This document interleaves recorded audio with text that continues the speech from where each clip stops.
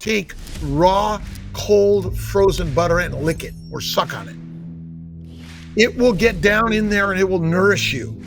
All disease stems from gut health. If you fix the gut in 1 to 2 weeks, you will feel better than you've ever felt before. Dr. Robert Kiltz is a fertility doctor, long-time carnivore, and expert in gut repair. After 15 years living the lifestyle, he's here to show what really works.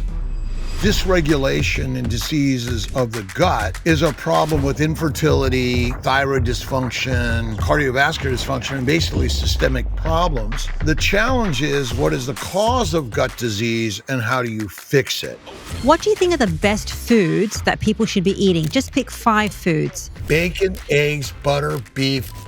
Eating raw fat is the most healing and nourishing food you could eat, but it's the number one thing that even most carnivores do not eat. If somebody can't lose weight, how could that be connected to poor gut function? Well, if you think about it, someone might be thinking, hey, Dr. Kiltz, you've got all these health issues happening recently. Are you going to switch from being carnivore? Most people are told that they need fiber and over 30 plants a week to heal their gut. But what if the opposite were true? What if cutting out all the plants and going full carnivore could actually reset your microbiome in just days? Because remember, we are more microbe than human, with over 100 trillion microbes deciding our weight, if we lose weight or gain weight, our mood, and even our fertility. My guest today is the amazing Dr. Robert Kiltz. He has helped thousands of patients heal on a plant-free diet. In this episode, we're going to share how you can repair your gut in just 21 days, how often you really need to poop, and why something as simple as raw fat might be the missing key to your gut health. So Dr. Kiltz, my first question, if somebody's just watching this and maybe they have trouble losing weight, they have mood issues or brain fog, or maybe they experience infertility, why should they first look at their gut? Well, I think all disease stems from gut health or dysbiosis. Dysregulation and diseases of the gut is a problem with infertility, with thyroid dysfunction, with cardiovascular dysfunction, and basically systemic problems. And the challenge is, what is the cause of gut disease and how do you fix it? And I personally have found that carnivore diet is one of the very best top in line, which is fatty meat, which the fat reduces the microbial growth, and the microbes are the cause of small intestinal bowel overgrowth, SIBO, but you can name it IBS, Crohn's, colitis, digestive disorders, and many things, gastric upset, and I suffered from those things as a child. And so by fatty meat, carnivore, more fasting, we can help significantly improve gut health. And you think about the diseases of the gut, and all the blood flow of the gut goes to the liver. So gut damage causes liver damage. And all the blood flow from the liver goes to the inferior vena cava, which goes right to the heart, which then goes systemically. So it all leads, anatomy and function and dysfunction all come together. So healing the gut helps heal all of our systemic issues. And you mentioned infertility. The colon is the most inflamed part of our gut. Crohn's, colitis, which basically, think about the rise in colon cancers in younger people. But the colon sits right next to the reproductive organs, the prostate, the ovaries, tubes, and uterus. And for women, the microbes that proliferate, they go out the rectum, anus, and they go right into the vagina. They infect the vagina, cervix, uterus, tubes, ovaries, and pelvis, endometriosis, endometritis, pelvic inflammatory disorders, PCOS, and more. That's kind of the simple direction. It sounds like the gut is so pivotal to all these different things. And people complain, hey, I've got this issue. I've got this issue. A big issue, they say, Dr. Kiltz, and you know this because you've been on my carnivore community. Hey, why can I not lose weight? So how potentially, if somebody can't lose weight, we're not talking about calories here, but how could that be connected to poor gut function? Well, no other animal wants to be skinny.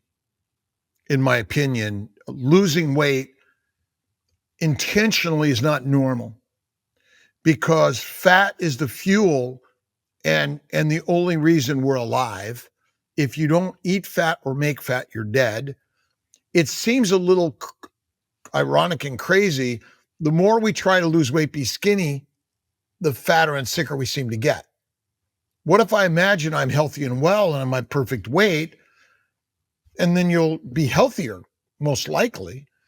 But certainly if you're obese and overweight, and again, it depends if a famine's coming or if you're just living day to day, but I believe it's a sign of inflammation and ill health, but not the cause of the diseases.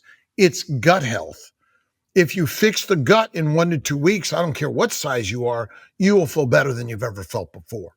But basically, eat less, move more, resistance work, and see the beauty of your body that you have right now, which means when you think positive thoughts about the Ferrari, the temple, then you'll be able to better move to the mastery of the ideas and the things to do, which will help you drop the excess pounds that you want to lose, and you'll feel better. And to me, I love my good friend Marie Emmerich is in protein sparing modified fasting. My good friend Lisa Wiedemann, carnivore doctor, is doing Marie Emmerich's diet, which is lower fat, lower calories, and eating less frequently, more fasting, but most of all, moving more. I mean, I do 3 to 5 miles a day walking, and I do 100 push-ups and I do resistance work, and get a coach and go to the gym in a community of people to help inspire you to get to where you want to be. That's the very best way. Join, Rena Aluwalia's a carnivore community. The community is the very best way to elevate all of us together for whatever things you want to accomplish in life. Absolutely. I love that. Every time that you're on the community, you are so motivating and so uplifting. So just to make that connection in terms of gut health and weight loss. So as you mentioned earlier, when you have an impaired gut, it causes so many different chronic conditions. You mentioned the heart. It also causes inflammation, which loses the ability for somebody to easily let go of the fat in the body. So essentially, we're not talking about weight loss or losing the weight. Even talking about body recomposition, losing some excess fat, putting on some muscle. Are you going to show us your fat that you have? Or? Well, I mean, I'm not bad for 70, but I got a little of this, right? I'll be 70 in March. And I would say what you said is body recomposition, not losing weight. And I was thinking about this recently because I get on the scale and I'm like, I'm 160. Where'd that come from? Like, my ideal is 145 to 150, but I live in the 150 to 160 range, but I'm egotistical and a little neurotic about it myself. And I realized what I've been focusing on is the real composition that I visualize, which is exactly this. And so I do my walking, my weights, my 1 meal a day. I'm doing a little more fish, a little leaner meat for a little bit, but I'm not working to lose weight. You are using your weight for the way of your life, right? Meaning that fat is the building block for your body, adipose tissue. It's the energy of your body. It's the building block for your reproductive babies, by the way. And so I would say it really, the gut, you're right. So interesting, when you're not feeling well, right? Your gut is always upset, right? There's always been a tendency, and I used to live it a lot. Well, maybe I'll have a banana or porridge, right? Or, I got to eat crackers, right? In the operating room, everyone's feeding crackers. Well, so crackers make you feel good. It's like heroin, right? A Coca-Cola, right? Or sugar. It's if you actually understand sugar, it was initially produced medicinally. And think about Coca-Cola. Where did you get it? The pharmacy. And ultimately, sugar is a plant substance that makes you feel better. So when you don't feel better, we've simply used food as our medicine, but sugar has been our driving direction, or bland like oatmeal or cereals, right? Made you feel better. Low fat milk, feel better. But ultimately it still keeps the gut inflammation, and then you keep on eating in order to feel good all day. 3 to 6 meals a day means you're adding more caloric input, whatever you want to call caloric input. But if you're gaining weight, you're eating too much, you're not moving enough. In general, it's just a general broad statement, but most likely you're just eating the wrong food. And the best thing I've ever done is added fat to my healing of my gut. I feel better, and I don't have that same addiction to medicinal use of sugar. Me too. When I added more fat, actually, quite interestingly, eating more calories, and we're going to talk about fat. That's interesting that you mentioned eating more lean meat. That's going to be controversial, and salmon, which we'll talk about. So that leads me to the next question that I have for you, Dr. Kiltz. What do you think is the worst thing that is destroying our gut in terms of food or what we're doing every day? Negative thinking, complaining, and seeing the world that it's all broken and wrong. How many times do we look in the mirror and criticize ourselves? Why would you do that? And and think about it. I used to have stomach aches all the time, bad poopy events, and I couldn't go or it'd go too much. I'd have migraines. I'd have stiffness. If you put me in front of a class, I couldn't read, but I would kind of go like this. The room would spin and I would be dizzy, and I pretty much want to go vomit. The mental ideas that my brain is thinking affects every cell of our bodies.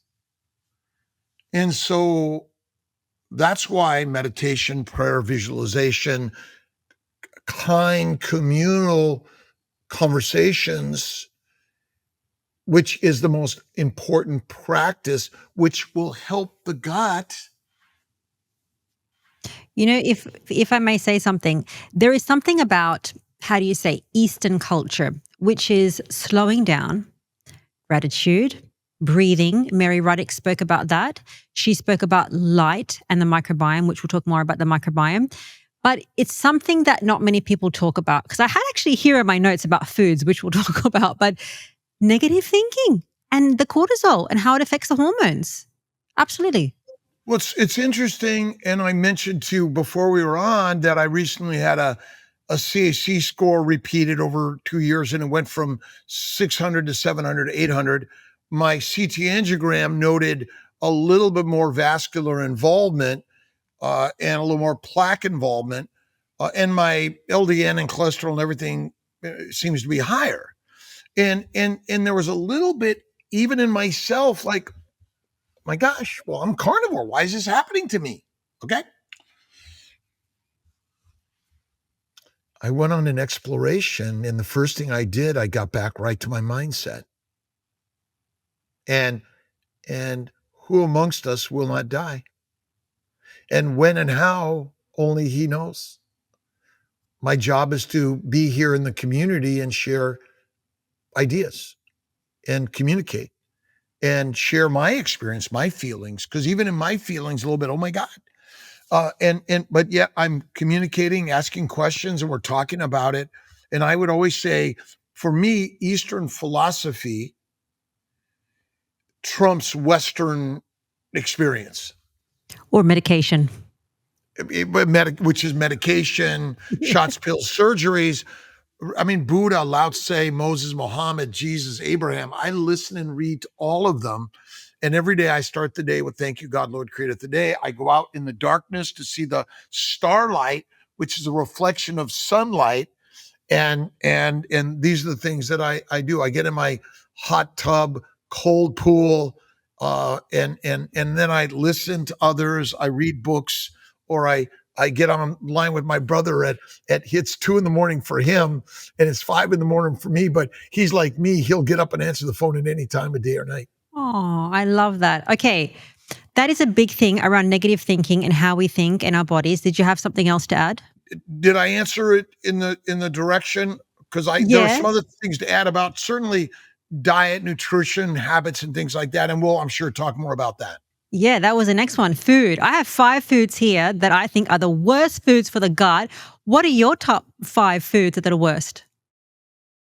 OTR, Food and History, YouTube. I don't know the guy's name, but it's really a great YouTube channel. He does a story on bread, on sugar. These are all fake foods that we have been masterfully manipulated to consume. I mean, to me, like salad and cereals, and anything made from these things, fruits and vegetables, plants basically, are our biggest downfall. But it's interesting about sugar. Sugar from sugar cane. It was initially cultivated thousands of years ago in the archipelagos of the South Pacific, where they fed the cane to the pigs and ate the pigs. But eventually it became a very expensive condiment for the very wealthy. And through exploration and exploitation of the natives of the world in order to grow sugarcane and then to process it via slaves, indentured servants, the masters of world went around the world to plant sugarcane and then control the slave trade and the indentured servants of the world, because the number one most addictive substance is cane sugar.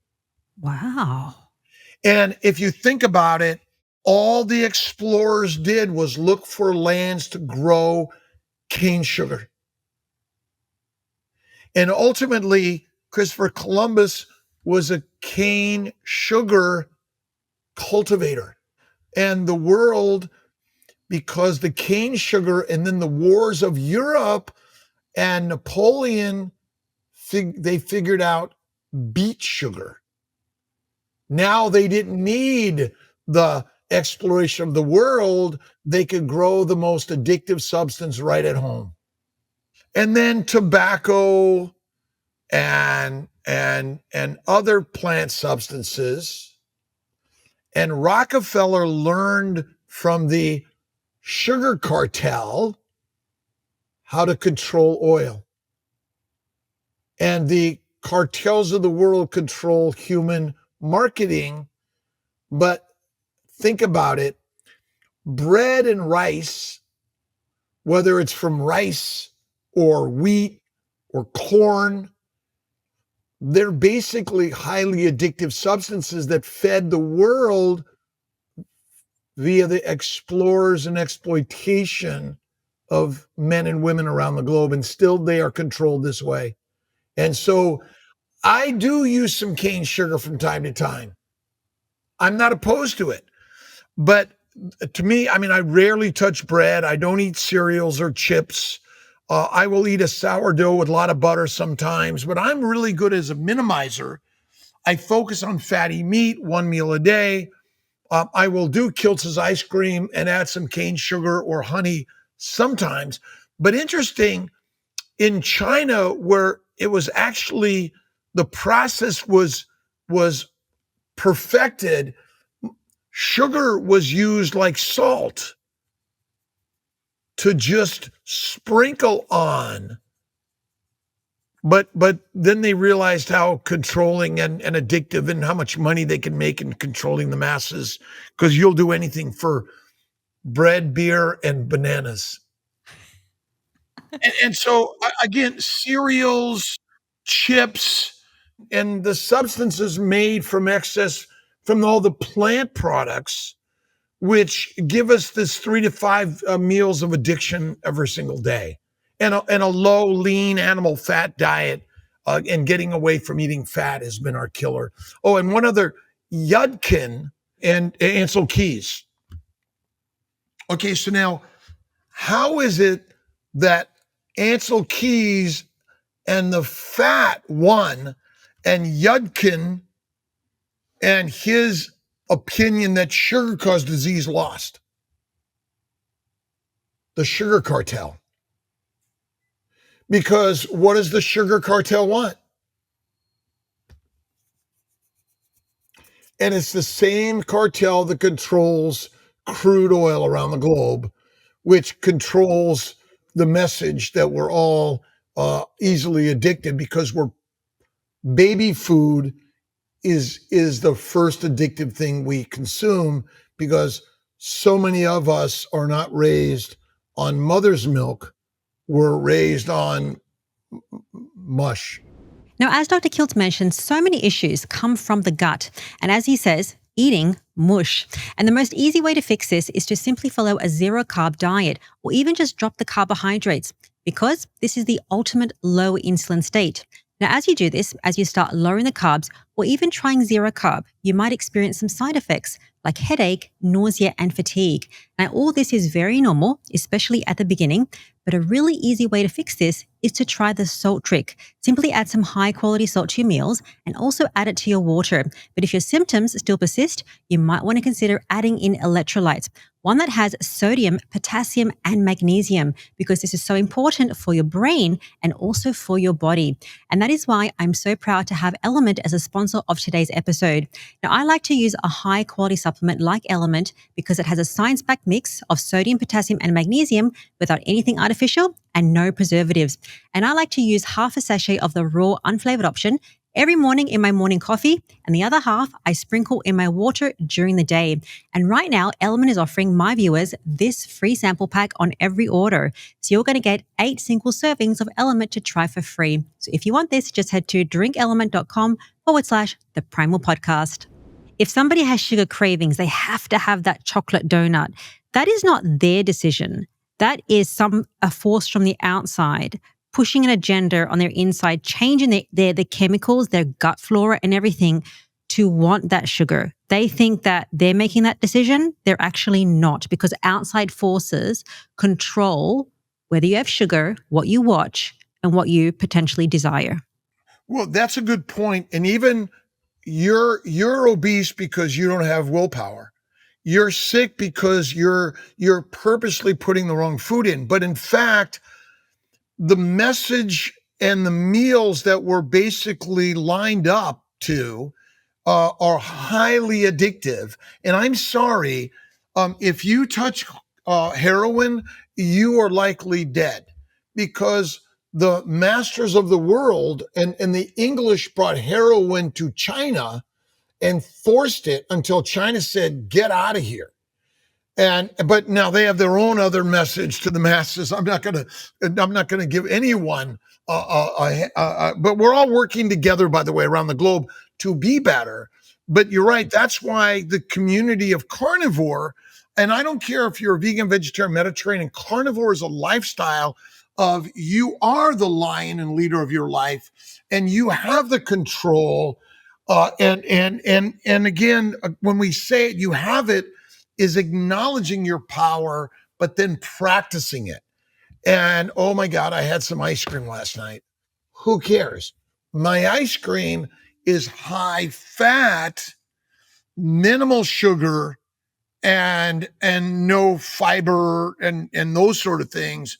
And I'm really good at my one meal a day and mind mastery in order to help minimize the master. And I was talking to my brother this morning at 4 a.m. About a sip of wine. We're here to sip the wine, but we've been guzzling it because even the American College of OBGYN to pregnant and lactating women recommends red wine a day, which obviously, and a plant-based low animal fat diet and no red meat. So the messaging is really our problem. And that's why we're really focused on keto, carnivore lifestyles in order to help empower all of us to change our experience. Not to blame, I'm not here blaming anyone for my health. I'm just telling a story how we can all master our own lives and take full responsibility for everything you put in your mind and your mouth and the motion and movement of your body. Absolutely. Let's talk about solutions, how people can fix their gut and the microbiome. So question for you, if somebody's thinking about, hey, Dr. Kiltz is doing carnivore, Rena's doing carnivore, I might try it, or even keto. How long do you think it would take for somebody to potentially fix a gut issue? Or how long does it take for the microbiome to start changing? Instantaneously. Love it. Remember, the microbes of the gut are talking to your brain, right? Why don't you talk right back to them? Remember, every thought creates everything, so the mind is the master first. I am healthy and well. Okay, now it's interesting about the microbes. If you live in a sterile environment, in a bubble, and there are no microbes in your body, you may actually live longer than most. Wow. Correct. Now, who wants to live in a sterile bubble their whole life? None of us, right? 15 million people plus a year die of microbes. Which microbe do you want in your bloodstream or your brain? None. Now, microbes happen to be everywhere. So I recently had a colitis, diarrhea for like 5 to 7 days. I was taking some antibiotics and thinking, oh, this is going to fix me. It got worse. So I may have wiped out the good bacteria, as we call it, and then the bad bacteria took charge. Now, I sometimes take an antiviral because it could have been a virus, and whatever I was doing wasn't working. But over time, it finally healed, and I took some other things to heal it. But I would say that the challenge is, no matter what you do, the microbes are everywhere. And even as a carnivore, you may get sick, by the way, or fasting. I think they got into my body through my breathing, and then they got into my esophagus and got down into my gut and somehow took hold in my colon mostly. But I think that fat and fasting, because have you ever noticed butter rarely molds? Now, I use the word rarely. I say never molds because I haven't seen molded butter before. And I've got some raw butter in my refrigerator that's like a year old. And it was like, I ate it. Looked great. It was great. And if you think about it. Wait, a year old and you ate raw butter? Raw. And think about cheese or yogurt. They're aged, fermented foods, aren't they? Okay. And so we eat them. Now, that repopulate my damaged gut. I did, by the way, take Akkermansius, and I took some spirulina, and I also took some cod liver oil and some vitamin D and other things. But a little bit was repopulating the gut microbiome. Now, again, no matter what you do, they're everywhere. And so you might have wiped them out with your antibiotics, antifungal, and viral. You're breathing them, you're drinking them, you're eating them, no matter what. They're everywhere. Now, again, when your gut is inflamed, or if you look at one of my favorite guys is James Henry Salisbury, The Relationship of Alimentation and Disease. His work showed that the overgrowth of the microbes in the gut from mostly a plant-based low animal fat diet were the problem. He simply switched them to a meat-based diet, and many of them healed tremendously. So I think fatty meat and fasting seem to calm the microbes, potentially suppressing the bad microbes. And I use the word bad because no matter what, a good microbe could be a bad microbe, and a bad microbe could be a good microbe, depending on the time of day, the environment that you're in. And, again, 1 minute, a bear is a friend and a bear will eat you, or a lion. How many people hang out with lions and bears? They're fine, but then one day they're not. And I'd say the same thing with the microbes that just happen to be everywhere, but they're not supposed to be in your bloodstream nor in your organs, other than on the skin and in the gut itself, because they're everywhere. But remember, at least 15 million people a year die of microbial infections. There are friends and there are foes. Just like any relationship we have could be a friend or a foe, depending on the time of day, the season of life, or other issues going on in the universe. So how do you heal your gut microbiome? Mine first, I am healthy and well. Fatty meat, which will help keep it suppressed. But no matter who you are, you may need to heal it with a probiotic or a naturally fermented yogurt, milk, cream, cheese. But interesting enough, butter never molds. Okay, let's talk. Okay, so just a quick thing. I did ask you about how quick the gut or the microbiome changes when you switched, let's just say, to a carnivore diet. So there was actually a study in 2014 published in Nature, and it switched people from all animal-based diet who was doing a plant-based diet before. Within 3 to 4 days, they started to have more bile tolerant microbes, meaning microbes that can feed off protein and fat. Now, this is important for people because when they think about doing an all animal-based diet, carnivore, for example, which we're going to talk about, they might think, well, hey, I need fiber, I need all those things so that my gut flora will flourish. This study and all of our anecdotal stories that we have with our carnivores show that you don't necessarily need the fiber or as much fiber as people are saying, because how your microbiome changes. Does that make sense? Well, remember, the microbes are not your friend. They just happen to be there. When they overgrow and or the wrong bacteria, yeast, or virus is there, it causes disease. And so microbes ferment proteins and sugars, but not fat. Fat is not fermentable. Remember, the cream doesn't ferment very well, and butter doesn't ferment very, very well. So in general, that's why a protein, a low-fat diet is deadly for us, because you're feeding the microbes and not helping keep them at bay in the upper GI tract. And so I believe that you're helping your gut maintain its health via fatty meat, rare to raw, which keeps the microbes at bay.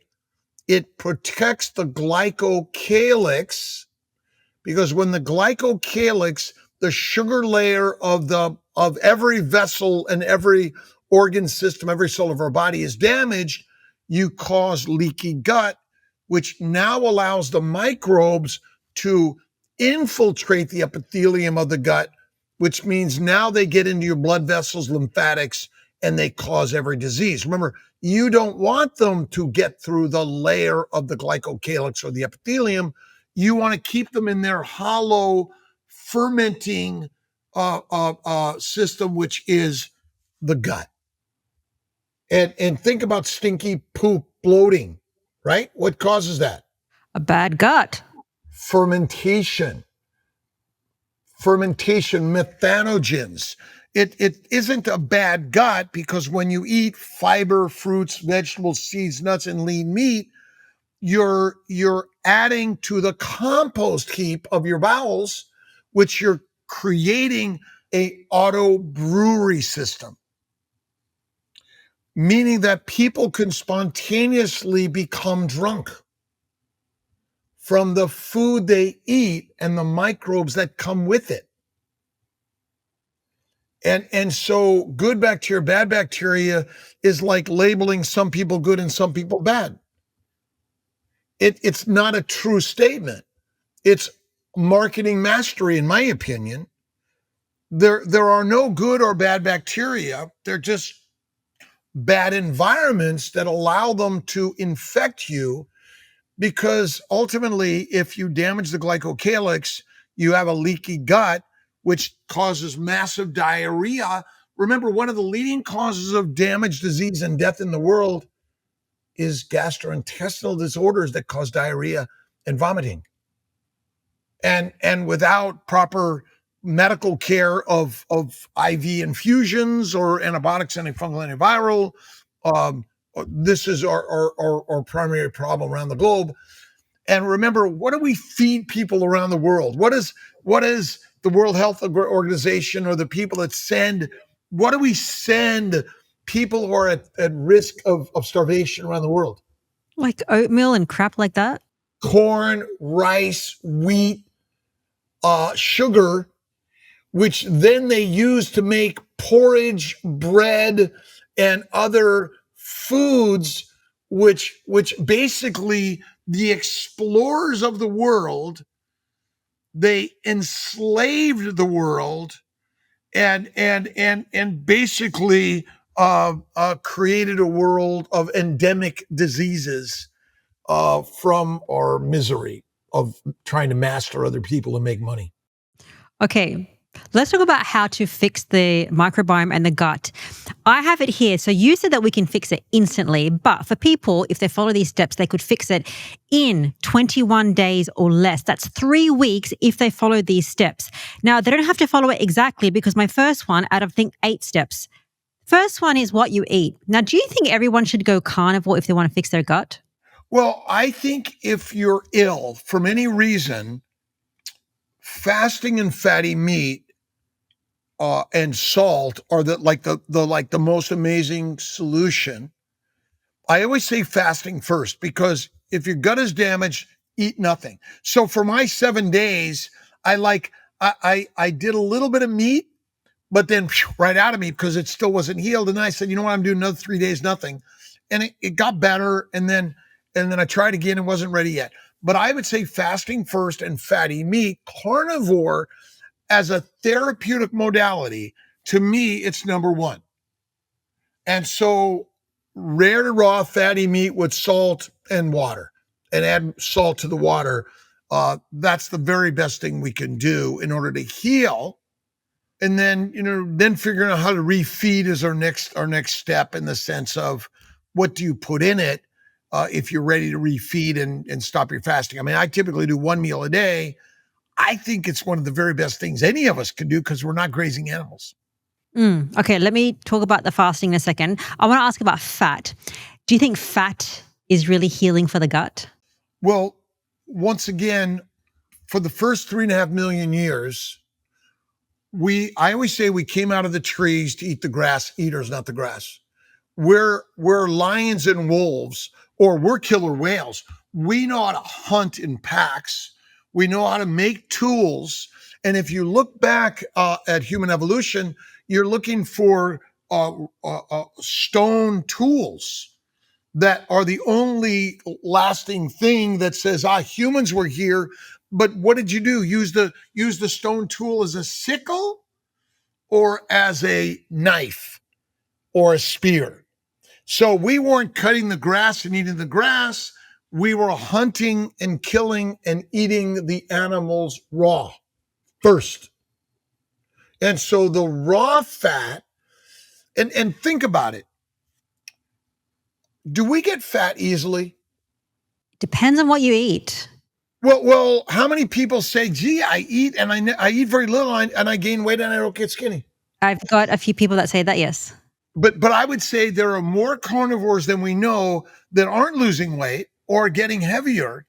And so remember, the only fuel and food for your body is your fat. The food you eat is not the fuel until it's been deposited as fat in your adipose tissue. And so ultimately the most important food for most of our evolution was the fat, not the lean meat. That's called protein starvation or rabbit starvation. And so ultimately eating raw fat is the actual most healing, helping, and nourishing food you could eat. But it's the number one thing that even most carnivores do not eat, because most carnivores cook their food, their meat, and what happens to most of the fat when you heat it up?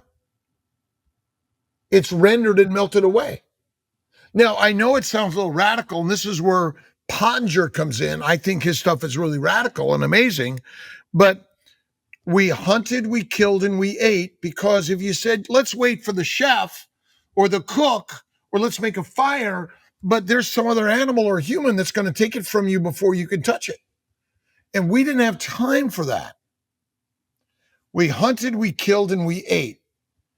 And we focused on the fat, the adipose, and then the organ meats. And then we got to and then over time, we dried, we made pemmican, we made fire, we cooked, and ultimately that's our habit today. But again, the fat is your fuel, is your building blocks, and it suppresses the microbes in the gut, which heals the gut, and it fuels through the lymphatics and every cell of your body.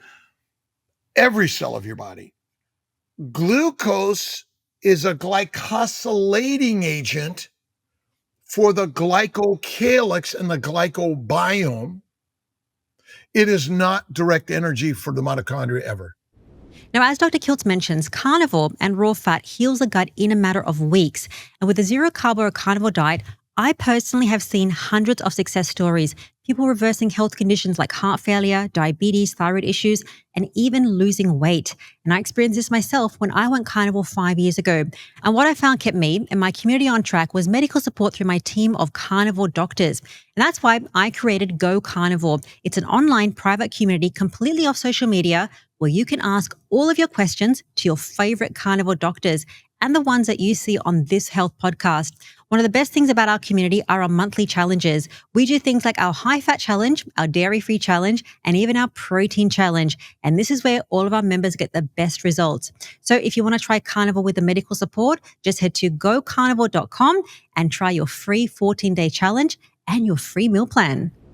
Question about fat, Dr. Kiltz. Do you like raw butter as your favorite fat?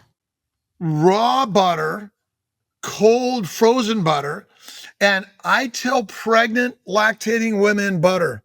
And think about the number of women who have hyperemesis, who they get pregnant and they're nauseous and I can't eat anything. Oh, but I could eat a cracker. Back to heroin, right? It's cocaine. It's going to make you want to eat more of that. It's medicinal, but it's not good for you. The fat is. So take raw, cold, frozen butter and lick it or suck on it. It will get down in there and it will nourish you, this is the most amazing thing you can do. But no, I can't do that. But you should. It's very nice, especially with some salt. Always salt. I mean, I think the salt is such an important thing for us humans. We're not using enough salt. And if you look at Nicholas D., the salt fix, basically excess salt is excreted. But remember, excess sugar is taken to the liver, and via insulin in the liver, it's made into fat. And then it's deposited everywhere. So you get fat so you can survive hibernation, migration, gestation, pestilence, war, disease. Okay. So step number 1 is maybe try carnivore, but eat more fatty meat. You mentioned the fasting, which we'll talk about in a second. So that's 2. 3 is eat raw fat. Raw butter is damn awesome. That was now 4. Iodine. What do you think about iodine for the gut? Well, that's an interesting one that I don't necessarily can tell you I know the absolute answer. I add iodine recently because I have low vitamin D, I have low testosterone, I have what has evidence of cardiovascular involvement, dis-ease, although I have different thoughts on that. But I do think some iodine is good, especially on a goitrogenic diet, which is a high plant, low animal fat diet. Goitrogens are foods that damage your thyroid gland. They suggest that it's iodine damaging, but I think it's different than that personally. But I do add some iodine as I'm working on other supplements that I'm taking and visualizing I'm healthy and well infinitely throughout the day. So I'm more of a yes, especially in the healing process. And should you do it always? Maybe a drop or 2 with my omega-3 cod liver oil, my baby aspirin, my ubiquinol, and my vitamin D and vitamin D3 and K2. So someone might be thinking, hey, Dr. Kiltz, you've got all these like health issues happening recently. Are you going to switch from being carnivore? I am a lion. I am a carnivore. I do eat meat. Red, raw, fatty meat is what I love to eat. I am switching a little bit and adding more salmon, rare to raw. Love it. I made myself actually a little bit of I made an avocado oil mayonnaise. I just didn't have the butter to make it, but I usually use butter or duck grease mayonnaise. But I'm trying something a little bit different. I'm sort of looking a little bit at the idea of Mediterranean, but fatty meat Mediterranean. I'm a faster.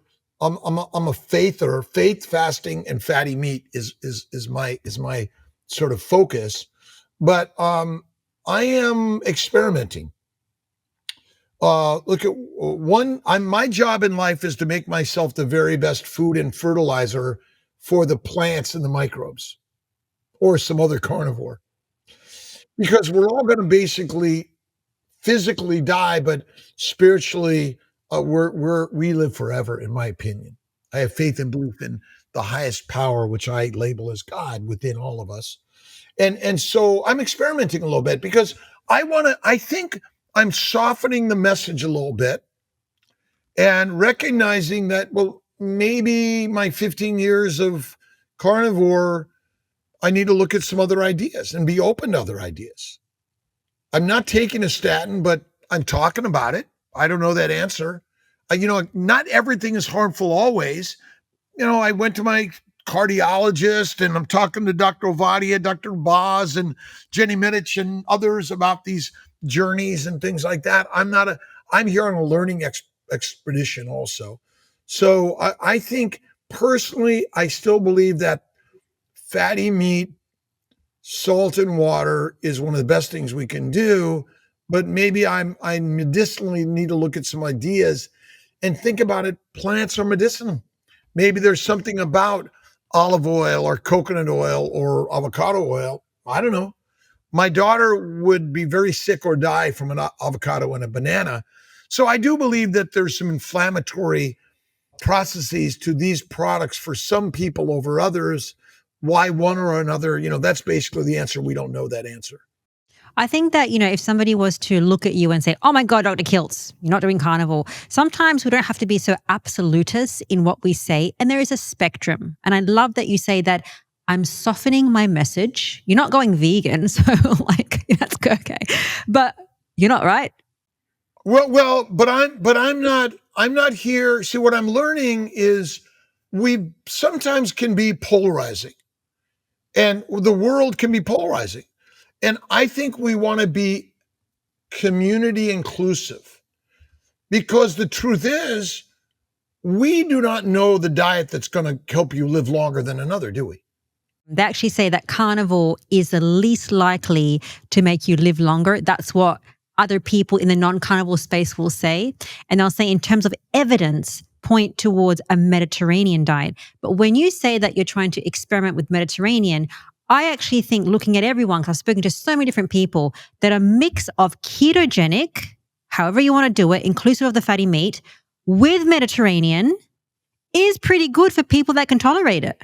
I'm Mediterranean in my origin. My family's from Italy and Ireland, and I mean, from around the globe, we're all related. And yet, from a childhood, migraines, bowel problems, couldn't read, anxious, minimized myself in life, and then through the years, bowel bleeding, arthritis, and many other problems, physical. And when I actually first grasped onto the mindset and faith set first, which helped me tremendously. But then when I found paleo, keto, and carnivore, it's like, wow. And recognizing, again, we're all aging. The universe is aging is natural and normal to all molecules. That's natural, right? And so I think, again, inclusive of all and softening the message, maybe carnivore is the thing that's going to help you. But what if we thought about these things therapeutically, almost like we say, hey, here's a pill, here's a surgery, here's a diet idea. And I will use it in my practice of helping people conceive and deliver babies, those that are infertile, miscarrying, or many other problems, is like, what if we said carnivore and fasting? You don't have to live it on it for the rest of your life, but what if you used it strictly therapeutically?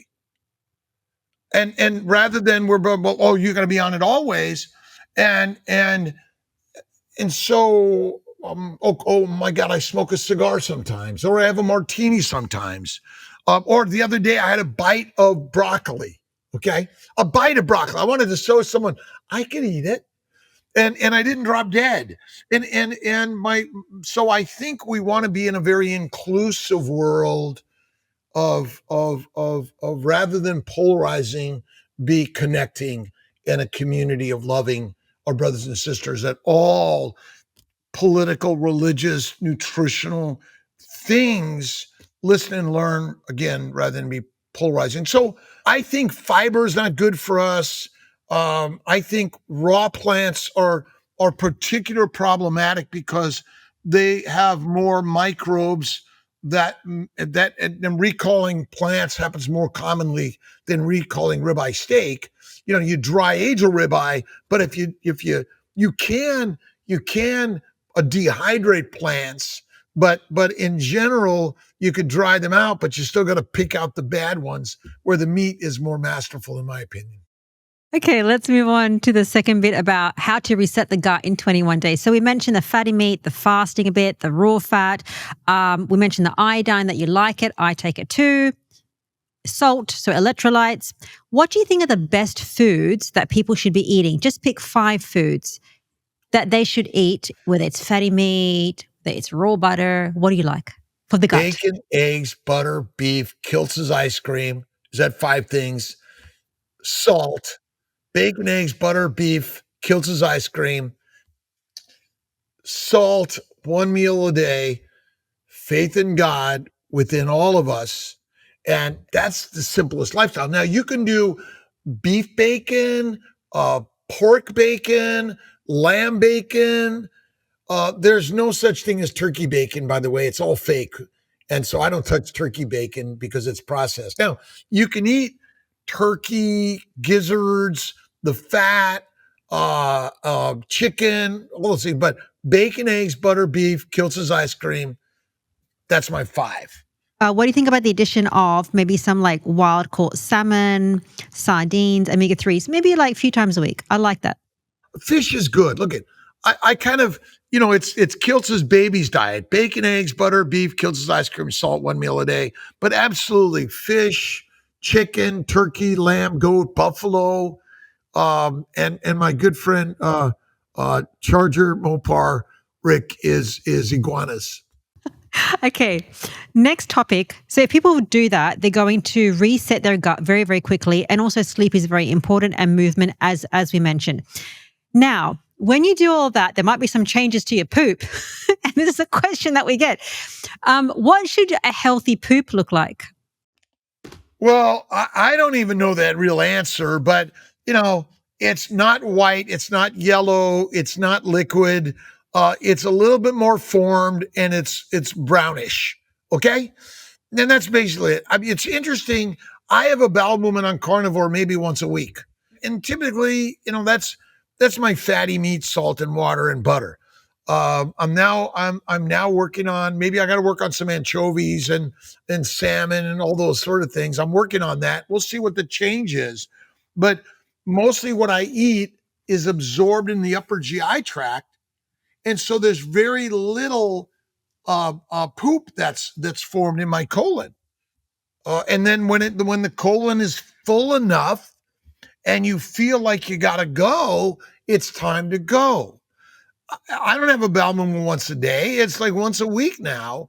Well, wait a minute. Oh, you need fiber. You need to go away. I mean, the people are selling us like fiber and toilet paper, and then all the drugs to make you go or not go are a problem.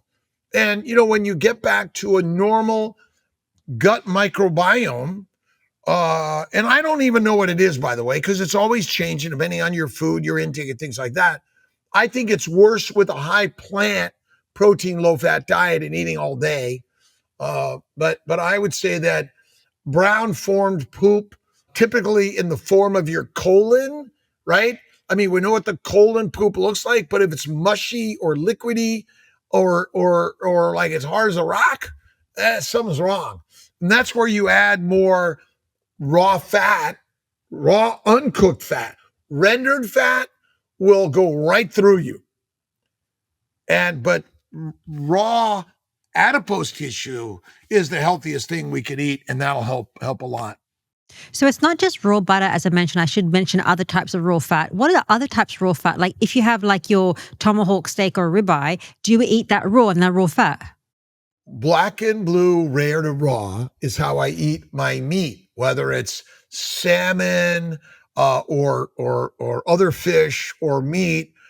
Now, chicken's an interesting one. I just don't eat it very much anyway. But the interesting. Remember, now if you're raising your own chickens and you're butchering your own chicken, you likely can eat it raw if you properly process it. But the problem is the processing of many of these animals, they tend to become highly contaminated. Remember, the microbes are everywhere. And dead animals, I do a walk up in where I live up in Skinny Atlas. I go right up a hill. And then there were these vultures. I was like, what are those birds? There are like 3 or 4 of them up in the tree. And then as I was walking up the road, I smelled putrefaction. I smelled something dead, and I looked over. I don't know, it was like a groundhog or a beaver. I couldn't quite tell, but it was a dead flies and microbes. Who was eating it? The vultures. Oh. Right? And so now, obviously, the microbes are there and everywhere. I think they're less there in our processed red meat, but you got to be careful about ground beef. But that's where I think I'm a little more careful about the fish and the chicken, because I think they have a little more propensity to become contaminated with microbes that are more pathogenic than the dry aging of beef in our standard dry aging shops. And I dry age my meat at home myself, but I think that the raw is our best. Think about it. If you want to build a house and you buy the lumber, but first you cook it, you burn it, is it the same molecular structure or as strong before it's been made into charcoal? Better before it was like burnt. Right on. So is it possible, and that's where Pottinger's cat's idea comes in, is it possible that the meat and food we cook damages the molecules enough that it isn't as good for us as if we eat the raw animal products, maybe even, again, the plant products, but to me it's mostly the animal products I think are healthier uncooked. But the plants, if you think about our evolution, cooking, fermenting, grinding, and processing plants made them more available to us nutritionally and less toxic.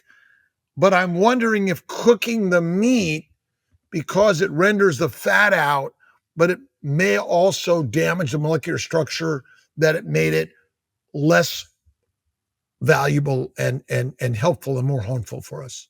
Okay. Well, that's a good consideration for people to eat more raw or less cooked meat. Even in our community, when you mentioned that, one of my members, they said, can you do a meeting about how to eat raw meat? Because they don't know how to eat raw meat. And then it was exactly how you're saying, like, if you have a ribeye, just don't cook it so much, just nicely sear it. Because when you cook it, it loses a lot of the nutrients. So safe with red meat. Maybe let's not go to the chicken because you're going to have like terrible disaster pants.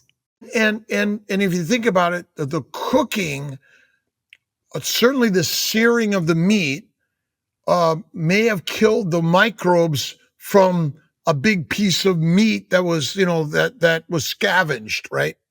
And we put it over the fire, and then we started cutting it up. But the outside is where the microbes were mostly, and that's one of the important parts about the cooking. But again, I do a lot of rare to raw, and I salt it, and that's the very best for me. It's very yummy. Last question for you. If someone is like, Dr. Kiltz, I really love carnivore, I want to learn more about it, Kiltz Health, an amazing place that you have created, you offer some coaching services, a coaching program. Yeah, well, so look, my intention as a doctor is teach all of us to be our own doctors. And if you think about it, when I went to medical school, I graduated 40 years ago. In order to get the knowledge of medicine, you had to go to some academic institution to be taught and have access to the libraries that had the information. Today, it's right on the internet. It's accessible to everyone. So the intention of Kiltz Health, Kiltz Mighty Tribe, and drkiltz.com is to give everyone access to the same information and more, so that you take control of your health care, your life care, your wealth care, and not waiting for someone else that has been somehow given a hierarchy of who's smarter than you or who you have to listen to. And ultimately, nobody but you is in charge of what goes in here, or what you immerse your body in. And that's the whole intention of the books we write. And I'm working on making these free and accessible to everyone that joins Kiltz Mighty Tribe, all my books. But if you want to buy or invest in a paper copy, we're going to make that available also, all on Amazon. Really, our intention is to just, break this whole mold, because you and your community, like my community, is our communities. It's a brotherhood and a sisterhood. I don't own it. You can take everything I have and print it out on your platform. I don't care. Like, the problem is we all think I own it. And I always say, we're here to share it all because we do better. I want to come to communicate with your community around the globe. brothers and sisters of communities. This is why this craziness of the world trying to kick people out of America makes no sense to me. It's like, guys, we are a world of immigrants. We should open up our borders to everyone all over the world and come into community and love each other. Well, that's going to be controversial because people have their, politics and stuff. Okay, Dr. Kiltz, thank you so much for your time. That was amazing. I'm going to leave the links for all of your links and websites and all the good stuff in the show notes. People can follow you, but they love you. Thank you so much. And I think if people follow your advice in terms of let's be a bit softer on your perspective and be inclusive, a primal way of eating, which is naturally low in carbohydrates, real food, fatty meat, faith, fasting, raw butter is the way to be. And pinch of salt. Yes. Pinch of salt. Love it's it. Like, it's so valuable and important for all of us, I think. Love it. Dr. Kiltz, thank you so much. God bless you. Thank you and your community. Love you. Thank you for joining me today on this episode with Dr. Robert Kiltz. If you love this episode, check out this one with Dr. Sarah Myhill. It is all about how to fix the microbiome, why you need iodine, why you need fat, and why you should try carnivore. Thank you for your interest in root cause healing, and I'll see you next week.